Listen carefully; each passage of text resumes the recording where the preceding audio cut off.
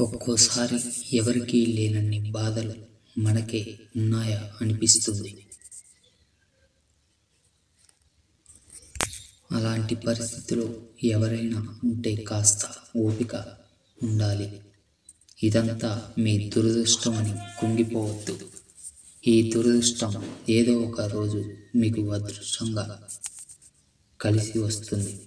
ప్రస్తుతం ఎదుర్కొంటున్న సమస్యలు తొలగిపోయి మీకు మంచి జరుగుతుందని నమ్మకం ఉంచాలి.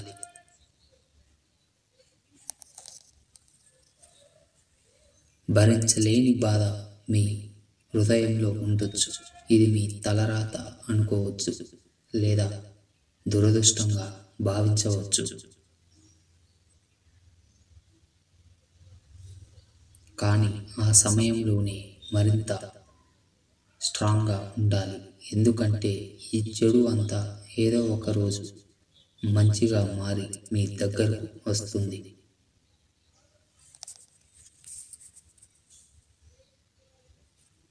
ప్రతి అనుభవం ఓ కొత్త పాఠం నేర్పుతుంది. ఈ బాధలనేవి జీవితం నేర్పే కొత్త పాఠాలు. ఈ అనుభవాలు పరిస్థితులను అర్థం చేసుకోవడానికి సహాయపడతాయి. కష్టాల్లో ఉన్నప్పుడు ఓపికగా, నేర్పుగా ఉండటం వల్ల నొప్పిని తట్టుకోవడం కాస్త తేలికగా ఉంటుంది. సహనం, దృఢత్వం, ఓర్పు లేకపోతే ఎప్పటికీ మంచి జరగదు. జీవితం నేర్పించే పాఠాలను పెడచెవిన పెట్టేవారికి ఇబ్బందులు తప్పవు. జీవితంలోని అనుభవాల బాధ, దుఃఖాన్ని అధిగమించడం వలనే వీటిని నేర్చుకోగలం.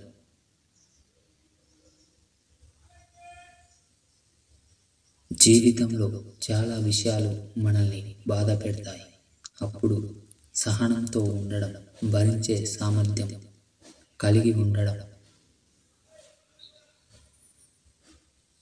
దృఢంగా ఉండడం చాలా అవసరం. ఆ బాధ నుంచి నేర్చుకున్న పాఠాలు మన తదుపరి పెరుగుదలకు ఉపయోగపడతాయి. మిమ్మల్ని మరింత స్మార్ట్గా మారుస్తాయి. నొప్పిని, అసంతృప్తిని తాత్కాలిక విషయాలుగా గుర్తించాలి. జీవితం ఆనందం, దుఃఖం, సంతోషం, బాధలతో నిండి ఉంటుంది. ఈ విషయాలను తట్టుకుని నిలబడడం చాలా ముఖ్యం. వాటి నుంచి ఏమి నేర్చుకోవాలనేది పూర్తిగా మీ ఇష్టం. కష్టతరమైన, బాధాకరమైన అనుభవాల నుంచి ఎన్నో నేర్చుకోవచ్చు. మీరు నేర్చుకున్న పాఠాలు మీ తప్పులను సవరించడానికి ఖచ్చితంగా ఉపయోగపడతాయి. అనుభవం నుంచి నేర్చుకున్నవి ఎప్పటికీ వైఫల్యం కావు. నువ్వు గెలిచావనుకో, ఎవరికి సమాధానం చెప్పాల్సిన అవసరం ఉండదు. కానీ ఓడిపోయావనుకో, నీ సమాధానం వినడానికి కూడా ఎవరు సిద్ధంగా ఉండరు.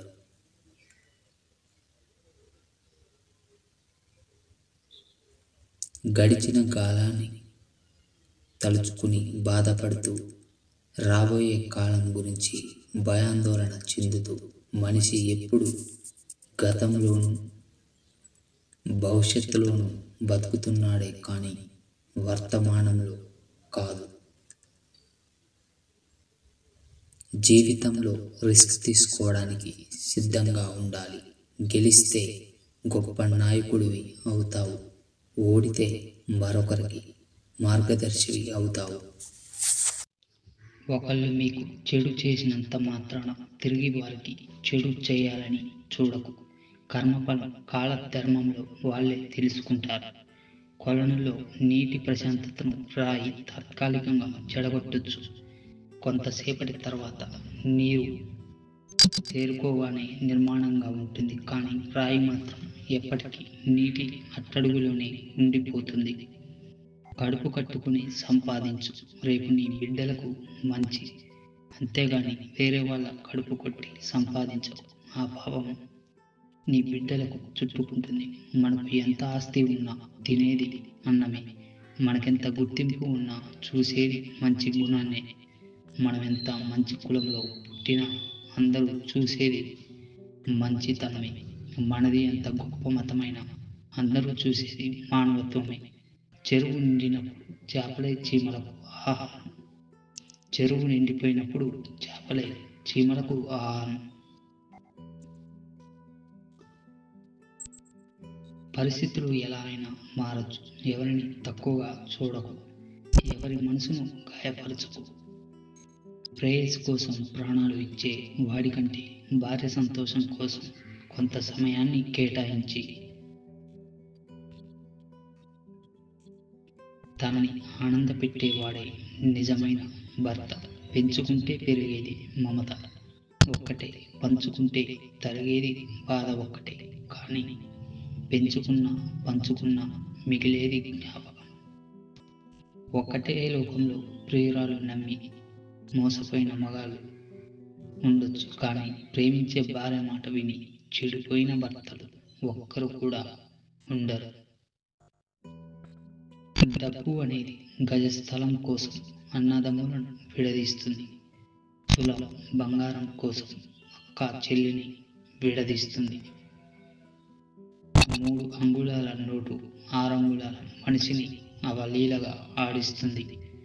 డబ్బు నోరు లేకుండానే పలికిస్తుంది. కళ్ళు లేకుండానే శాసిస్తుంది. చేతులు లేకుండానే ఆడిస్తుంది. కాళ్ళు లేకుండానే నడిపిస్తుంది. లేని బంధాలను కలిపేస్తుంది. ఉన్న బంధాలను తుడిచేస్తుంది. ఇది మనసు లేని డబ్బు. మనిషి చేసిన డబ్బు. మనసును మనిషి ఆడిస్తున్న డబ్బు. జీవితంలో సంతోషానికి పొంగకు, దుఃఖానికి కుంగకు, కష్టానికి వంగకు, భయానికి బెదరకు, బంధాలను మరవకు, అందరినీ నమ్మకు, ఎవరికీ లొంగకు. నీదే చివరికి విజయం. నలత పడని కన్నీళ్లు ఉండవు. కలత చెందని మనసు ఉండదు. కళ్ళు ఏడ్చిన ప్రతిసారి మనసు బాధపడాలని రూల్ లేదు, కానీ మనసు బాధపడిన ప్రతిసారి కళ్ళు తప్పకుండా ఏడుస్తాయి. అది కళ్ళకు మనసుకు ఉన్న సంబంధం. భయపడుతూ కూర్చుంటే బతకలేవు. తప్పు చేసి చూడు. గెలుపు అయితే నిన్ను నడిపిస్తుంది.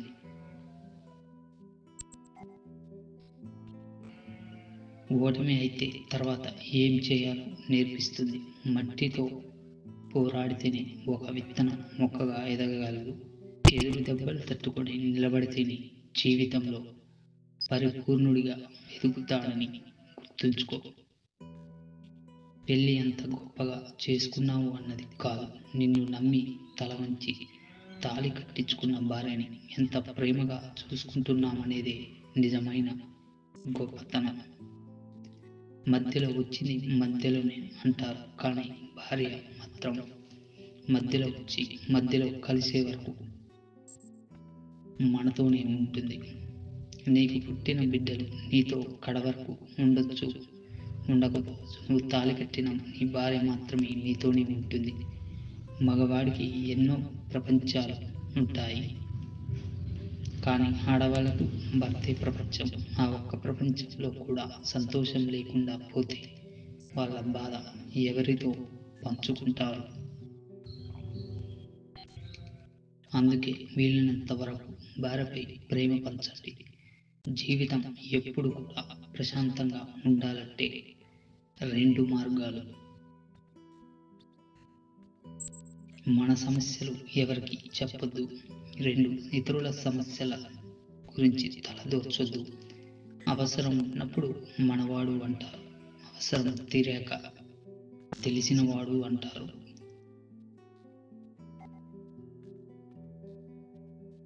ఒక ఆడది మగవాడిని నమ్మించడం మొదలు పెడితే ఆమె ప్రేమ నిజమో లేక అబద్ధమో తెలుసుకునేందుకు మగాడికి జీవిత కాలం సరిపోదు.